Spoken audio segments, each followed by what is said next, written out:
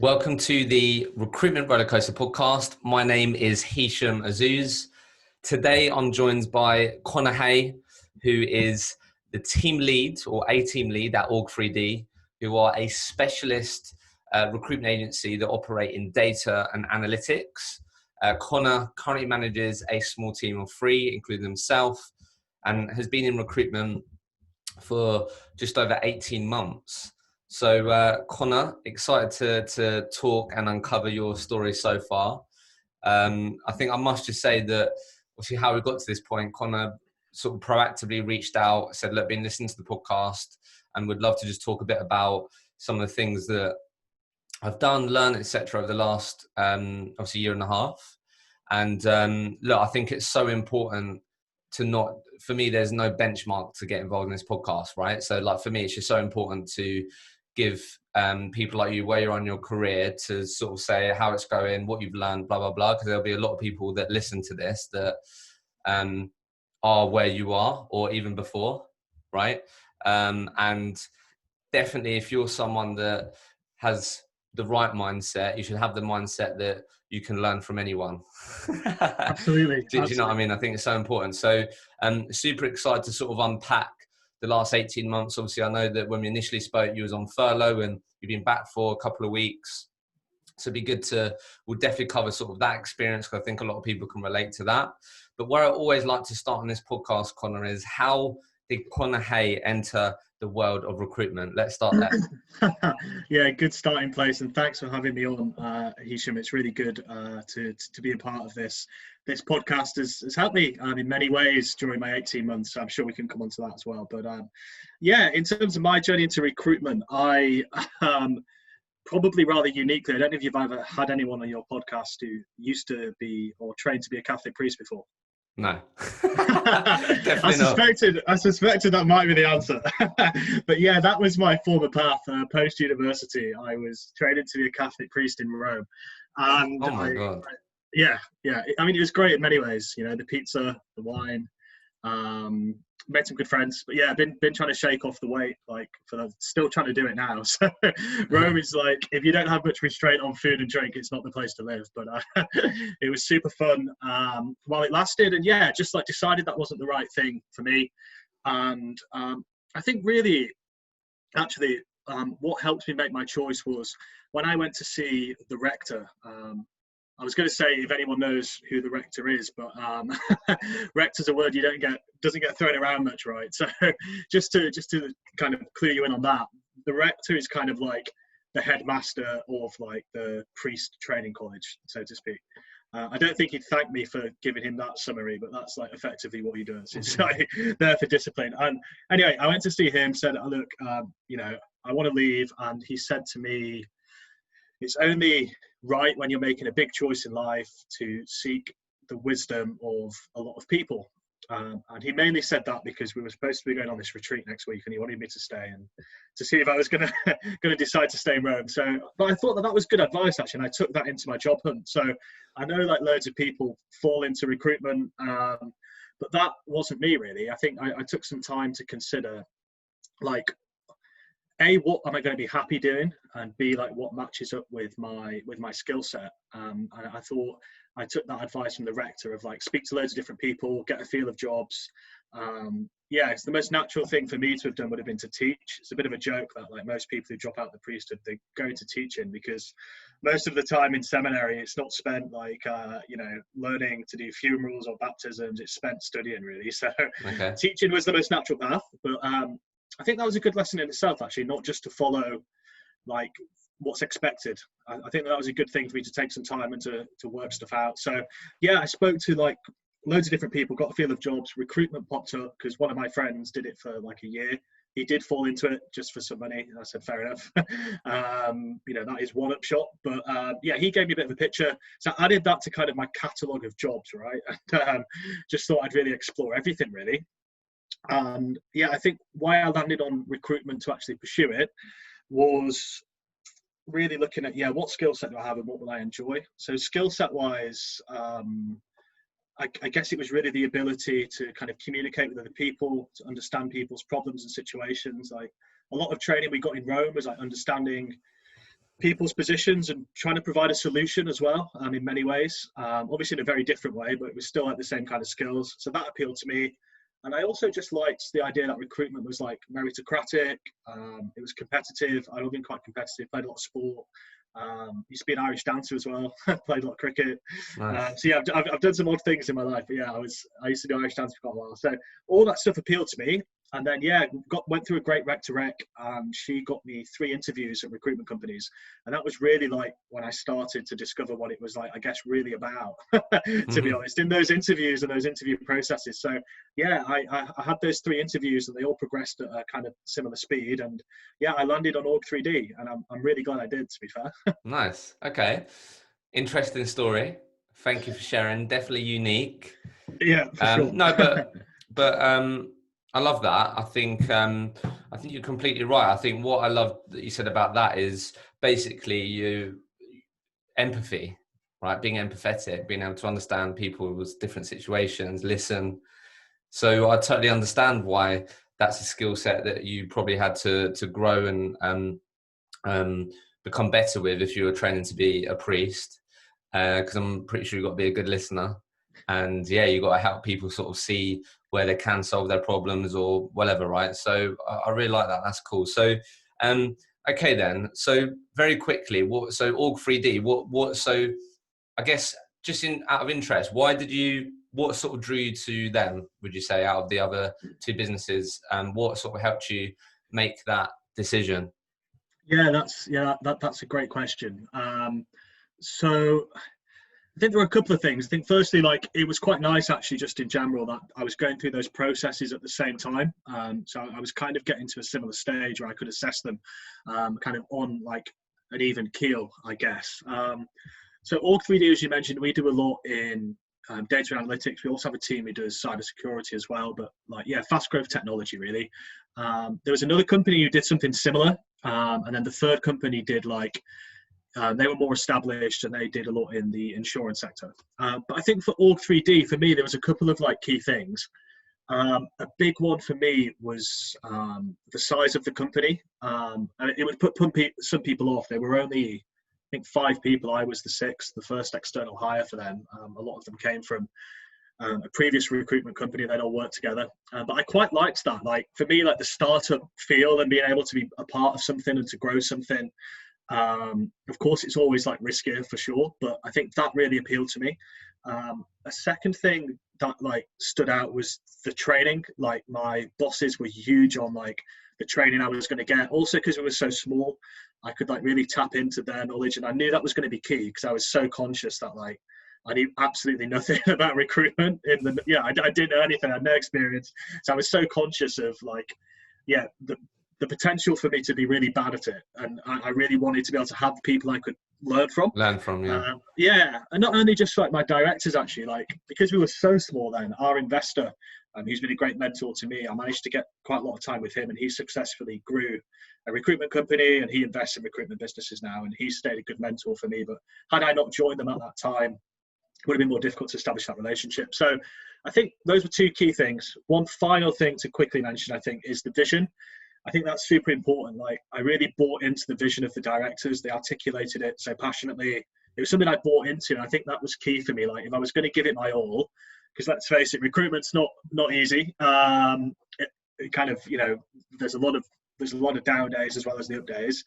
And I think, yeah, you really need something that you believe in to drive you in those times. So I think the vision that we had at Org3D, the growth plans, which is still standing and still going and have gone well, you know, so far, pre kind of lockdown and things. But yeah, that kind of really helped me as well, buying into what they believed in and the agenda that they had.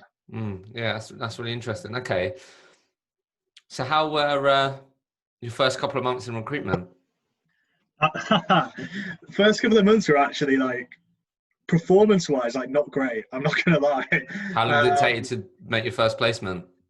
It was it was four months in. Really? It was, yeah. No, in fact, sorry, no. I was supposed to have something going to April, and I was in Morocco on holiday, I think. Yeah, and she pulled out. So actually, my first placement went into May. Yeah, I was. I mean, of course, it was the right thing for her, right? So it was cool, but yeah. So 5 months. Yeah, 5 months of like, my interviews were good. My CV sends, like we were, lots of stuff happening. But in short, I had 11 final interviews go down in 4 months. 11 finals or offers that didn't work out. So I'm kind of like quite glad I had that introduction. To be honest, it like really taught me a lot in terms of mental resilience and mindset. And also, I think it turned out that first year turned out to be a bit of a metaphor for recruitment, because I had 11 finals go down, no placements, and then in May I billed 55.5K. Cheers. Which was straight like, out the gate. So I mean, yeah, that was like, that outweighed big time all that struggle we've gone through, and then the rest of the year went like really, really well and better than I could have ever imagined. So yeah, the first few months were like really, really tricky, like just because of lack of results and the mental challenge that brings, especially when you're starting something new and you just want to impress big time and you just feel like you're not bringing anything to the table. Let's just talk about that, because I think that's relatable to someone that's more years down the line and they have a bit of a tough spell, which happens. Like, how did you get through those months? Like, it's the mental part, right? It's you doubting yourself, like, fuck, I'm like, should I even be in this job? Is this ever going to change? You have the self-doubt that ends up sort of coming through in your phone calls. You're not as confident.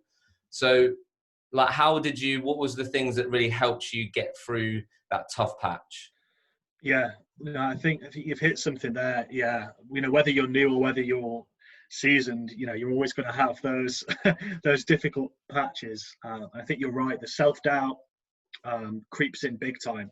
So for me, it was a few things really. I think, to summarize, one of them was really doing a lot of work on my mindset. Actually, I think like just like you work out your body, like working out your mind and your mindset is something that's really important, and that's actually helped me and continues to help me a lot now.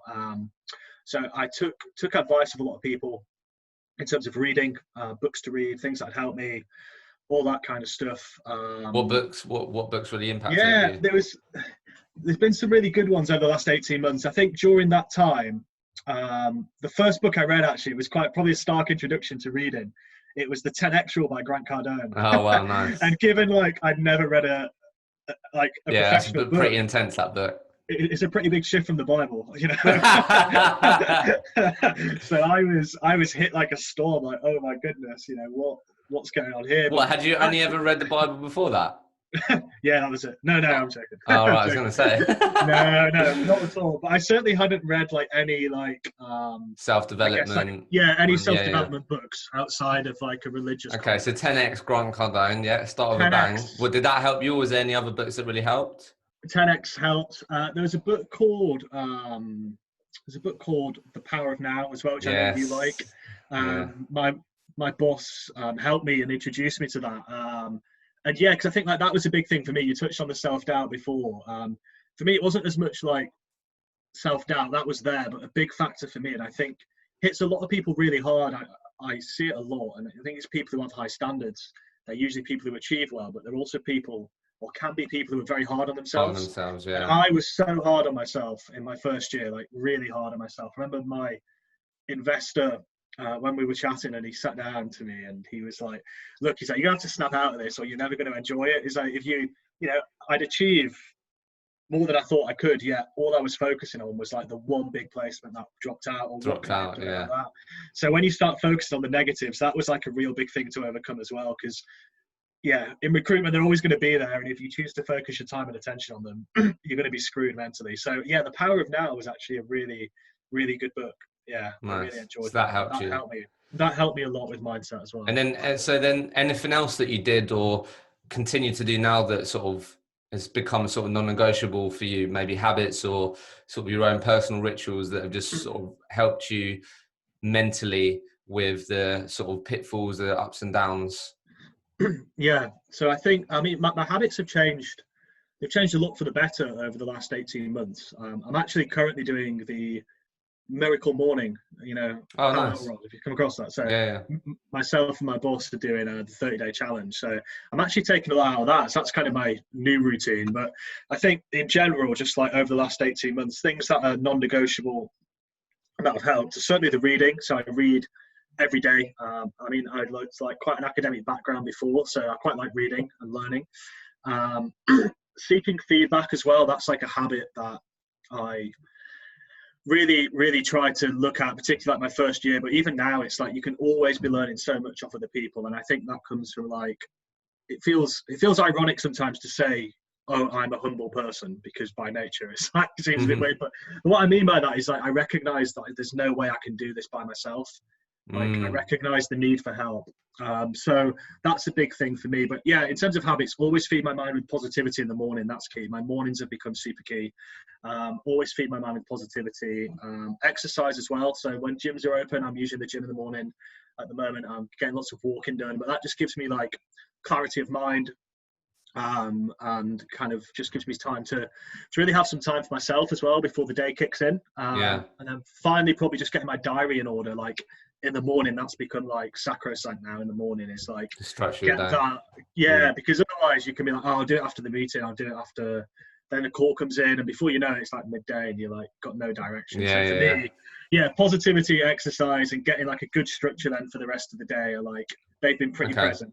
Love that. So last thing that then and then we'll talk about sort of the shift and what went on after those 5 months. But sort of looking back, knowing what you know now, what would you say to Connor before you entered those 5 months? You think, what would you say? Good question.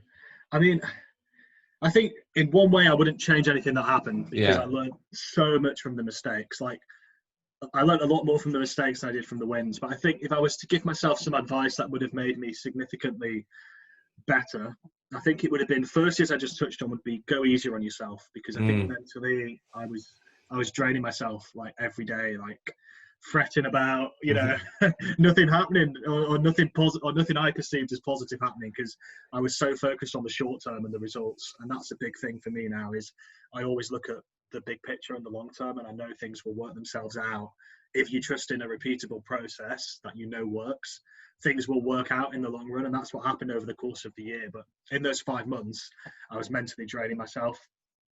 So yeah, that's another thing I'd say. Trust in the process. Don't panic and go off course, because when I was new, especially, it was like, oh, it's either me or the process. And sometimes you start doing your own thing and trying to make other stuff happen. And I think it's just like back to basics and go that, particularly like when you're kind of early on. And I think third and finally, something I'd say to myself is, I'm still working on this now. Again, I've got a good book on this actually, but it's like learning to be uncomfortable. I think that was the big thing, like trying to just be confident and know that growth comes from being uncomfortable. I think that's the key thing, because that holds you back from so much that can make you so successful and to help you achieve your goals. So yeah, those are the three things. Amazing. So just for context, 5 months. So what, your fifth month was May, where you obviously build over 50K. So you're is this perm, yeah? Yeah. Okay. So then just for context, and then we'll talk a bit and we'll uncover sort of the first year, what changed, etc. But like, what did you then end up finishing year one on in terms of billings wise? Yeah, so I finished on 174 in year one. Okay. My target was, my initial target was 67.5, but then I hit that in month 6 and that went to 75. So I finished 232% of target, and finished top revenue generator in the company as well, which I was super happy with my first year. Yeah, I was super happy with that my first year. So yeah, honestly, that's amazing, right? And I think that's just the prime, as you said, the perfect metaphor of recruitment, right? Honestly, yeah, it really is. Okay, so let's just talk, like, what changed, do you think? Like, if you think, I don't know, was there a moment where you was like, I'll just get it? Because you do have those sort of moments where things click, or as you said, you was trusting in the process. But what do you think changed? It's a good question. I don't think there was like a light switch moment where I was like, right, I've got this nailed.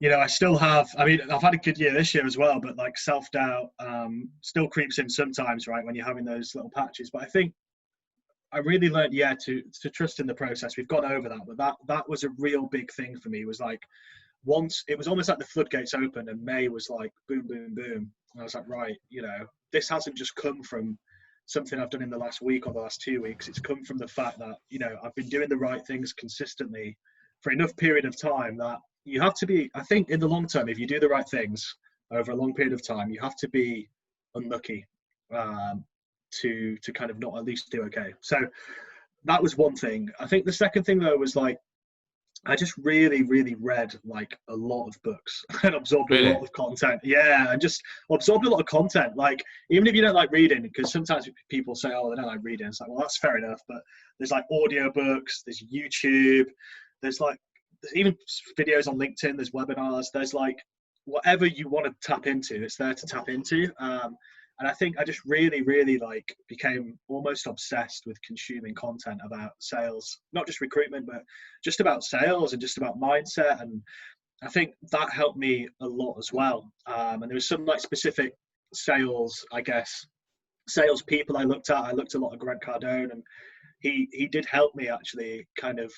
He's wacky, right? And some people will hate him, but love him or hate him, he has a lot to offer, I believe. And he really taught me the idea of just 10xing activity and just allowed me to think, right, well, what's actually possible? Because his output is crazy and I thought I was doing okay. So it really helped me just raise my levels and raise my bar, actually. And there was a couple of other like sales, kind of videos and people I watched as well. So I think that was a big thing, was learning and development, trusting in the process, and just becoming more, putting myself in situations that I used to back out of. I think, like what? If I'm being honest, like, it sounds stupid to say, like, as a recruiter now, like, it wasn't like I was scared of the phone, but for example, like putting in the extra hard yards of actually doing the headhunt calls, like actually ringing up decision makers and following up on emails and cold calling and, doing all that stuff. It's like, you can get away with not doing it sometimes, and people do. They'll just like send out a message and you might find one or two people. But I just learned or tried to just really, the more uncomfortable I got, I found the more results that I was getting. Really? Yeah. Like, and again, yeah, I know. I think that's true. I think the more you can make yourself uncomfortable in the kind of sales environment, yeah, the more it helps me just kind of repeat that in the future. It's always hardest the first time you do something, but I think, yeah, the more conversations I put myself into, the more I asked for referrals, the more I cold called, because one of my biggest clients, like, he's a company based in the US. It was one of my first cold calls. I remember my boss being like, he'd replied to a LinkedIn message. That's how we like went about new business then. We've changed a lot of our processes since then. It's been part of the journey being a startup. But I remember my boss saying, oh, just give him a call. And I was like, yeah, sure. And I was like, oh my gosh, this guy had a title that was like CEO. I was like, oh my goodness me. He was president before of this huge company as well. And I rang him, and it was like the worst start ever, because I was like, hi, is this Dave? And my voice was probably like quivering, to be honest. And he was like, hey man, he's like, are you in a cave? Are you in a cave? I was like, the signal was so bad. He's like, call me back. So I'm like crapping it, because I have to go and ring the guy again and go through the whole process again. And anyway, he's still, and that company is still my biggest client. So I think having that experience of like, right, actually, if I do the hard things that I know I don't have to do, but if I do them, I'll do better. That mindset pushed me on for the rest of the year then. And I think having that tangible example early on of like, right, that actually led to like, half my yearly target in May, more than half my yearly target, that one call. I was like, if that can happen, it won't happen. But if I know in my head that can happen every time, I'm just going to. Why would you not give yourself that chance? Just going to do whatever it takes. Yeah, exactly. So how did, because I think a lot of people can read and a lot of people can, like, there's so much information out there now, but I think you have to apply it, right? So how have you got better at sort of like, or how have you made sure that you're not someone that just sits there and consumes content and does fuck all with it? Like, do you know what I mean? Because I think there's so many. So I look, the books, the people, like, they're sort of the things that I love consuming. Tony Robbins was one of the first people that I went to Unleash the Power Within 2 years ago.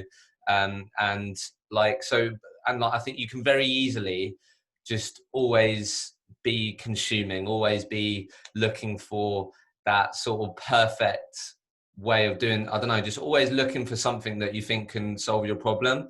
But actually, it's got to be combined with a lot of action. And obviously, as you know, if anyone listens or follows Grant Cardone, it's all about action, right? So Yeah. like, I don't know, how have you made, like, what's your sort of thoughts on how have you made sure that you haven't been someone that's just taken it in and not done anything? Because I think a lot of people are those people. Yeah, no, I think that's really fair, and it's very easy to do. You can get swept up in the moment, and then it's forgotten about. And yeah, kudos. I love Tony Robbins as well, so he's been someone else I've kind of read and consumed.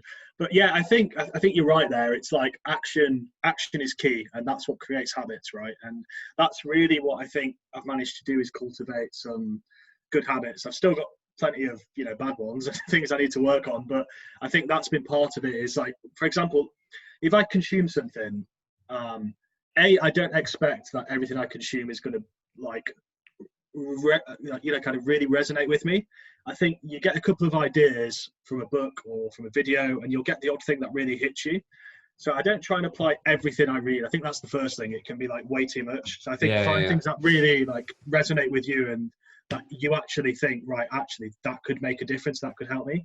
And then what I would do is I'd make a conscious effort, because usually, I'd listen to a book on the way into work, after work, and still take you a good week or two to get through it. So if I picked up on an idea I really liked, I'd set part of my goal setting in the morning would be, I'm going to action that specific thing and really try and pin it down. So it might be, for example, I'm trying to think of something that's a good example.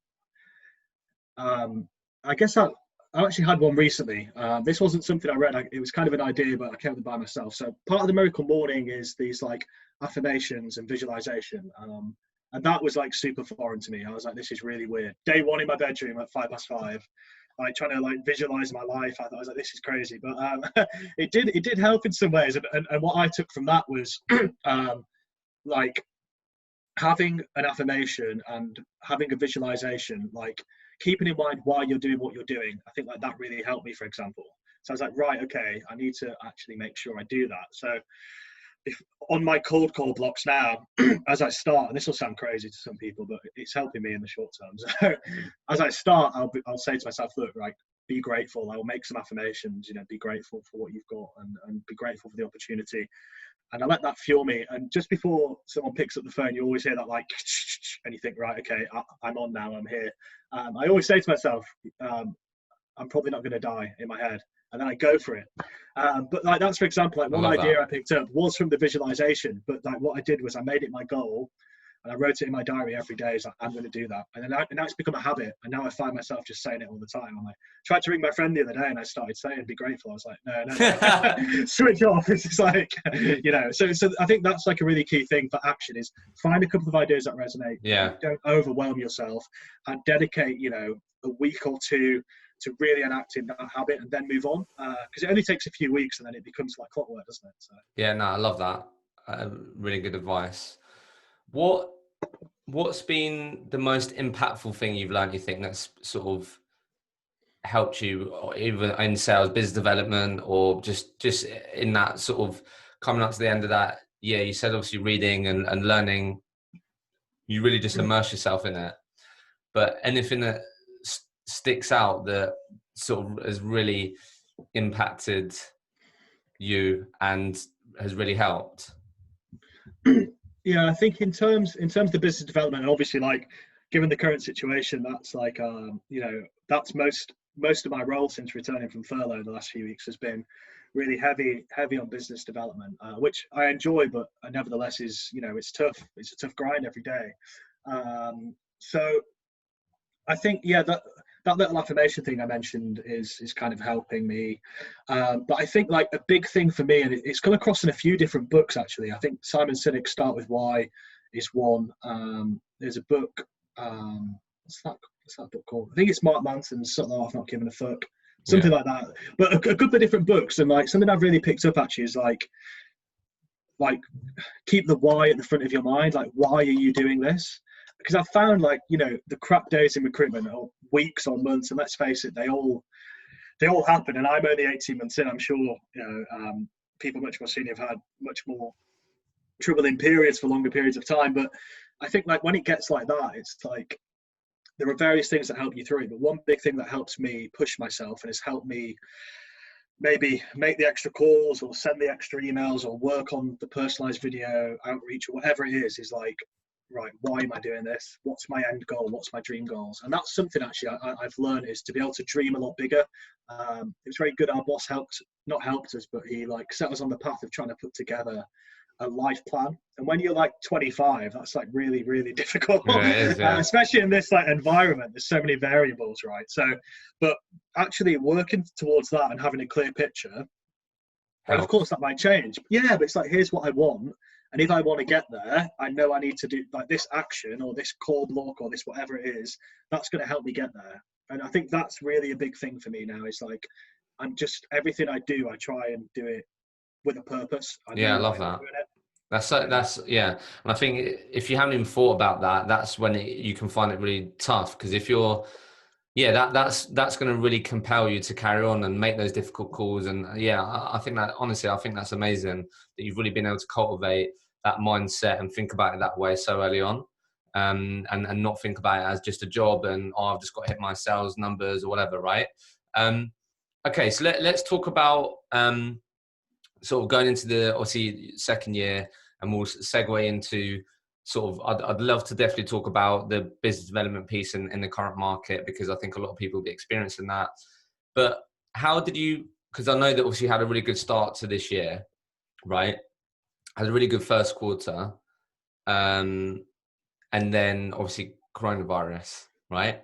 Yeah. So I'm sure you was thinking 2020, it's my year, got my goals down, all that, right? But you got off to a good start. What did you build in your first quarter? Yeah, so I build 115 in Q1. Not bad, is it? No, it's okay. You can't complain. And just quickly, and just for context, because I know you mentioned it, but is that all abroad? Sorry, or is it in the UK? Yeah. So like when I first started, I was doing some stuff in the UK. So my first year, some of my placements in the UK. But this year it's been all in the US. So I've always done US and UK, and then at the end of last year, I kind of really focused all my energy and time on the US. So yeah, I do the US market at the moment. And what state?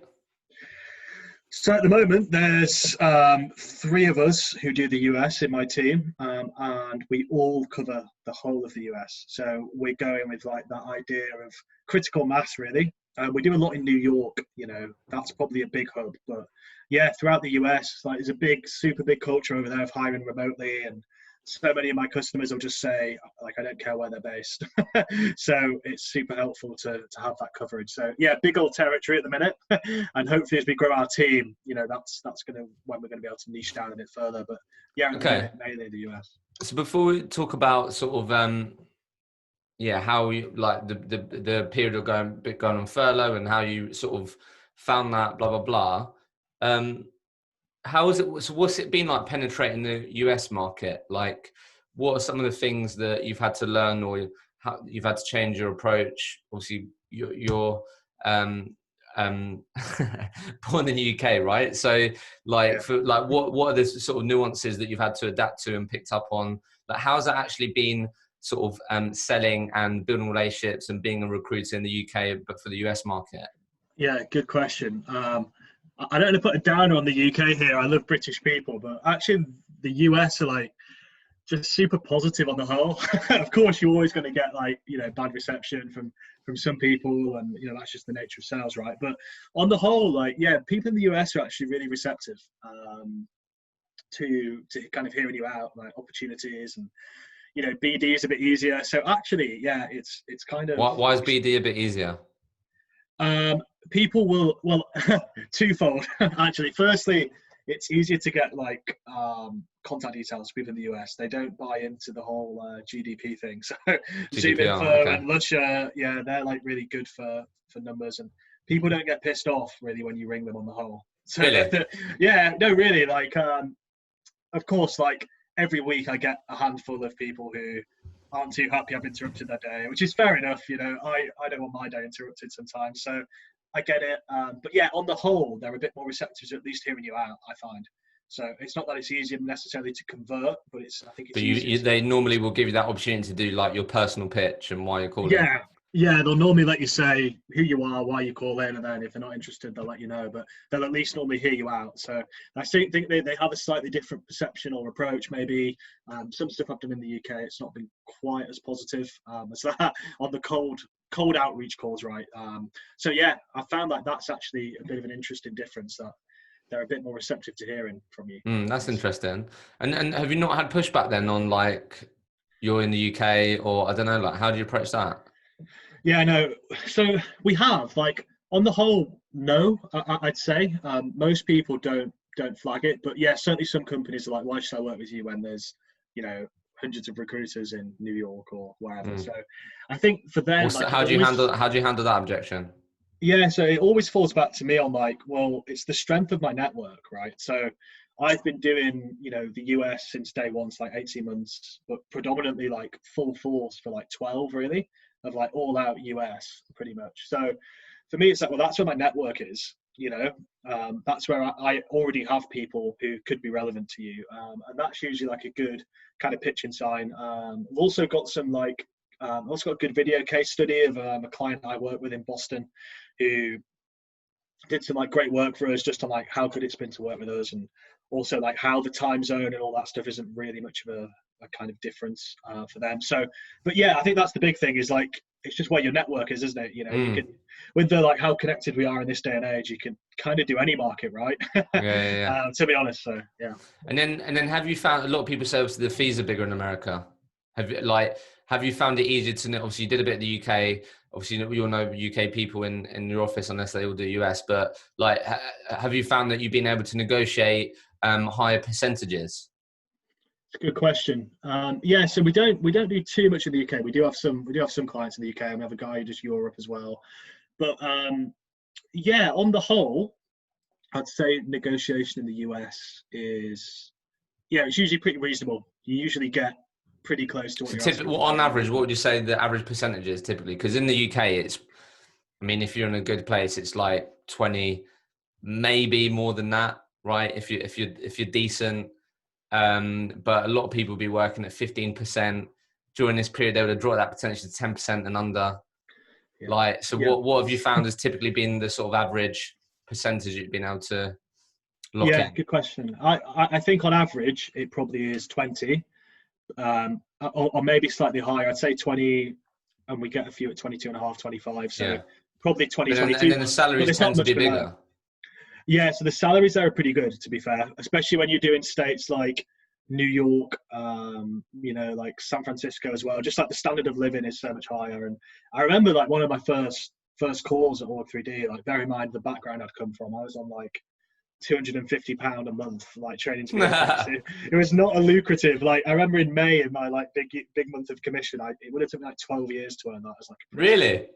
I remember working it out. It was something insane. Yeah. So, but yeah, I can't remember what I was saying that. Oh yeah, sorry. So one of my first phone calls, and I, obviously asking like, so what are your expectations for your next role? And the guy said something like 100K, and I like nearly fell off my chair. I was trying to be professional though on the phone, like, oh yeah, sure. And I was like, oh my gosh, this is like a whole new world to me. So, but yeah, the salaries over there are pretty good. So what's been your average fee? Yeah, so our average fee as a company is around 15K pounds. Yeah, see, that's not bad, that, is it? Yeah, no, it's not bad, but like in the US, that's like a company average, right? And we do different geographies, but in the US, like, I had two this year. One was $40K, one was $30K. So yeah, you can get some pretty decent fees over there. Okay, so let's just talk a bit about being on furlough.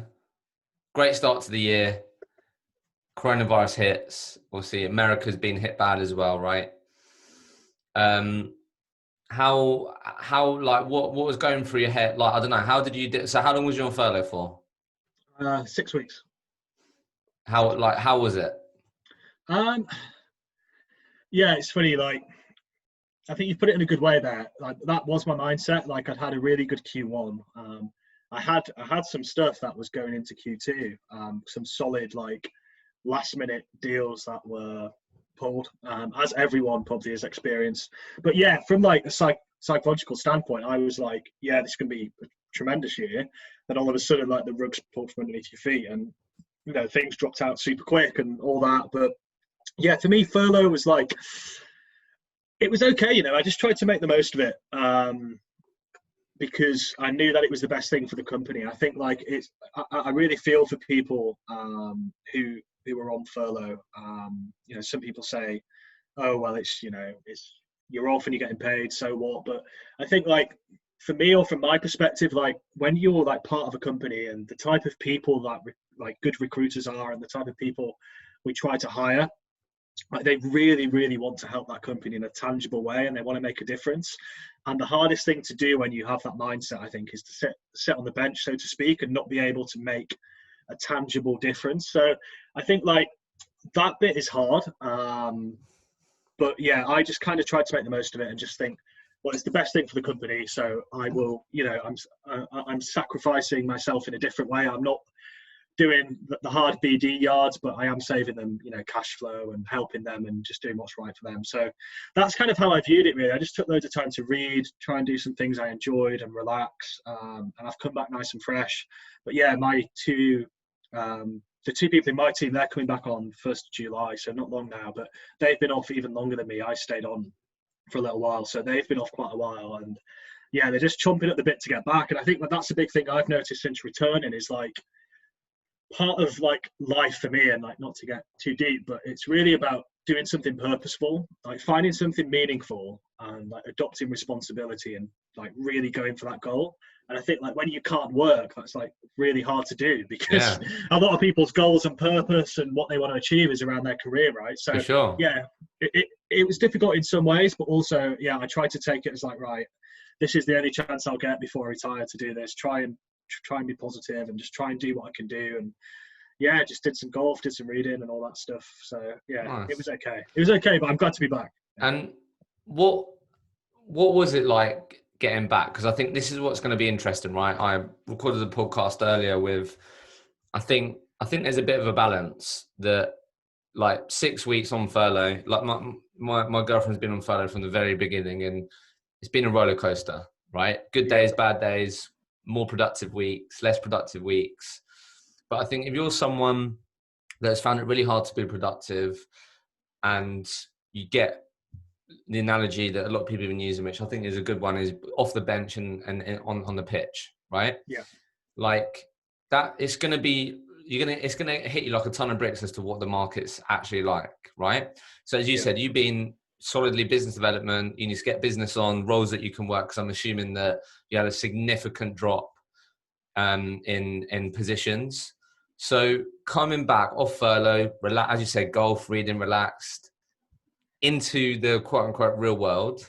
What was it actually like? What was you most surprised about? Yeah, I think I slightly underestimated how difficult those first few days would be, if I'm being honest. It's a super swift and hard-hitting transition from doing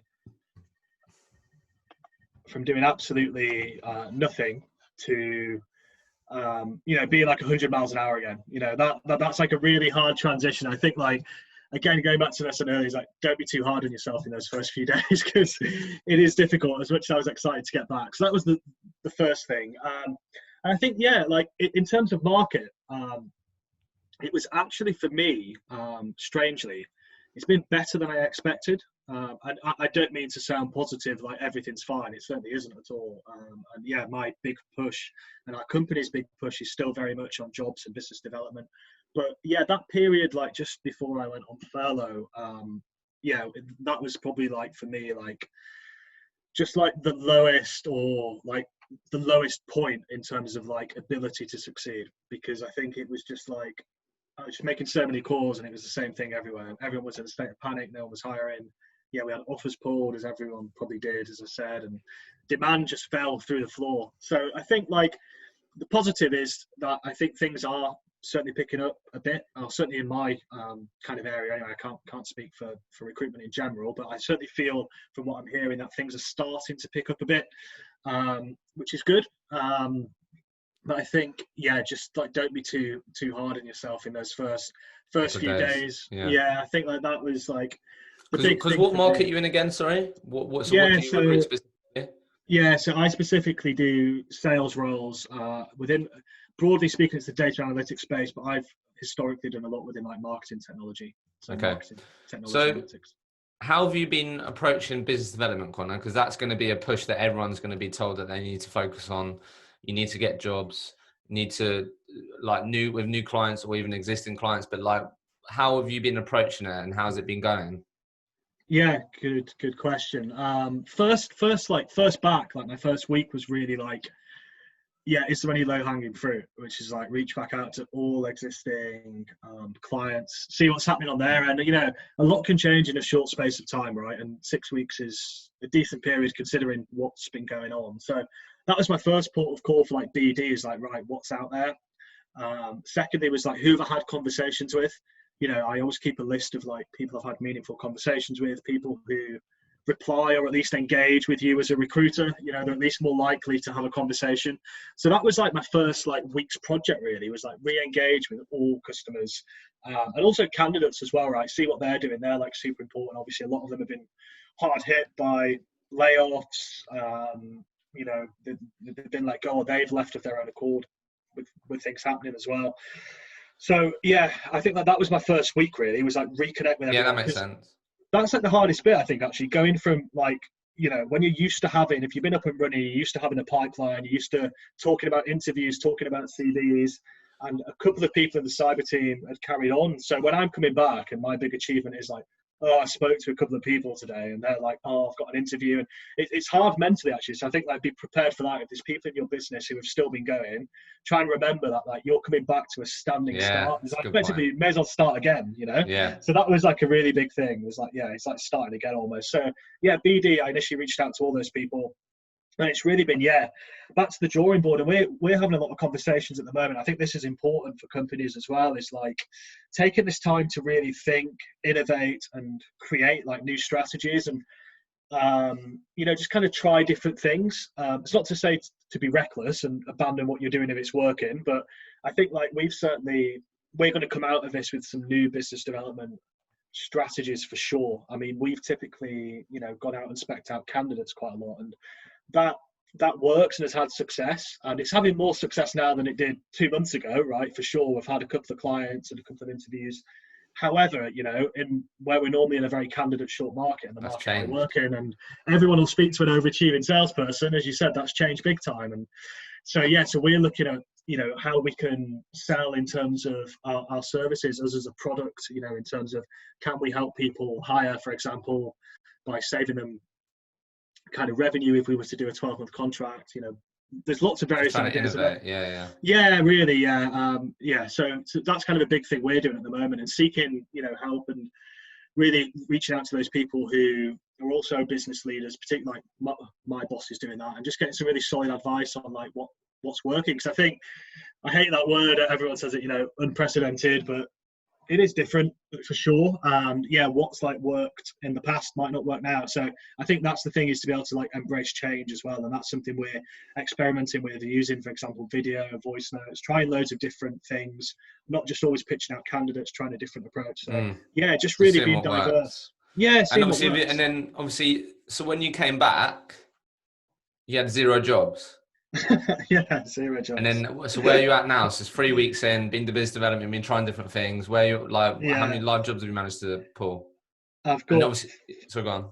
yeah, I've got five live jobs, and one of those is a retainer. So I've sold my Yeah, let's first talk about retainer. that. Yeah, and obviously, Yeah, like, so before this, had you ever sold a retainer? I'd never sold a retainer before. Love No. that. Yeah, How, so it was my like, first one. where'd that come from? How did you Yeah, approach that? How did you communicate that? yeah. Well, I think there's a couple of like factors to it. Firstly, like as a company, we're trying to have more emphasis on retained work, and at least like instill that into us as a mindset, because I think it's one of the old classics, isn't it? Like if you don't ask, you don't get. And Yeah, I think I've never had a retainer, but how many times have I really asked for one? Like probably not very often. I've actually got another proposal outstanding at the minute, so could be another one. But that's the thing, is I think, is just getting into the habit of like asking, and making that a cultural thing of like, right, okay, if we're going to negotiate our terms, which is how this one came about, if we're going to negotiate something, what can we get in return? And that's really what we do, is getting creative with a fee structure. that was going to be a good offering to the client. Obviously, also if we can get something up front, we're flexible on how that works. But yeah, I think that was a big thing, like a company level awareness of like, this is a good thing to be doing. And people do it. I think often recruiters think like, they don't really buy into it themselves. I think they just think, oh, work contingent, and then they don't really ask. So I think that was a big thing. We're actually doing some recruitment, like retainer specific training next week as well. So we're getting someone in to help us do some specific training. But yeah, in short, how this one came about was to ask, but also it was like, this was a client that I've worked with before. So I have, that helps. It's my biggest client personally. I'd placed quite a few people. He helped me a lot last year, and has already made some purposeful kind of strides this year as well. So that helps. I had the buy-in with him. He knows that I service him. But I think the key thing there, Connor, and a lot of people could have just the way that you've done it is the way that you've always done it, right? And you wouldn't have won that retainer or got that retained work if you didn't ask. I think that's part of it, isn't it? That's the big thing. Like, he was prepared to give it, but I just didn't ask him. Exactly. Like I remember on the call yesterday, I thought I was getting to the crunch moment of like, right, here's what I want. And I thought, right, I was bracing myself for the objections. I was kind of prepared, right, what's he going to say? And he was like, he's like, I don't see an issue, you need some commitment that I'm going to make a hire, so that's fine.